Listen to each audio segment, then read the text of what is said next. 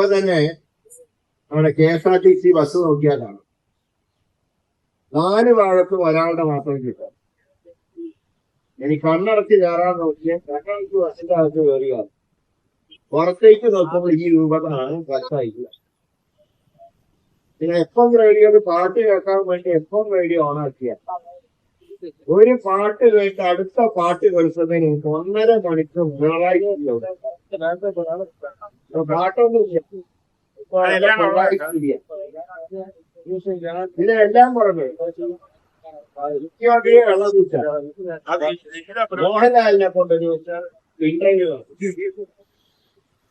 അതിന് ഏറ്റവും രസകരമായ കാര്യം മോഹൻലാലിന് പിണറായി അത്രയും ഇഷ്ടം പോയി. അദ്ദേഹത്തിന് എഴുതി ഷൂട്ടിങ്ങിന്റെ കാശ് കൊടുത്താൽ കുഴപ്പമില്ല. അപ്പൊ അങ്ങനെ ഒരു ദിവസം ഷൂട്ടിങ്ങിന് ഓർമ്മ കൊടുക്കും. അത് എത്രയാണ് അദ്ദേഹത്തിന് ഓർമ്മയാകുള്ളൂ.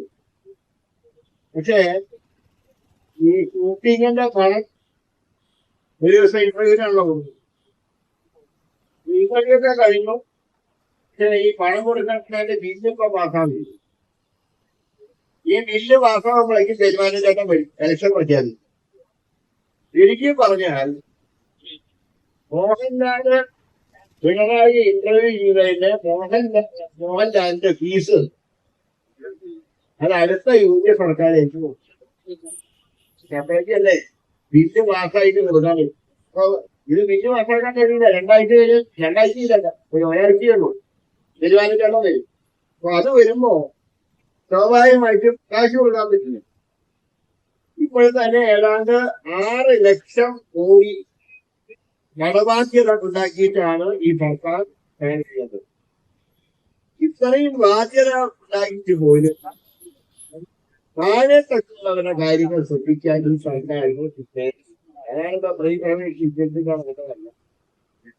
കഴിഞ്ഞ ദിവസം ഇതുപോലെ മറ്റു പല സംഘടനകൾ സമാന രീതിയിൽ സമരം ഈ സെക്രട്ടേറിയറ്റ് നിങ്ങൾക്കറിയാം.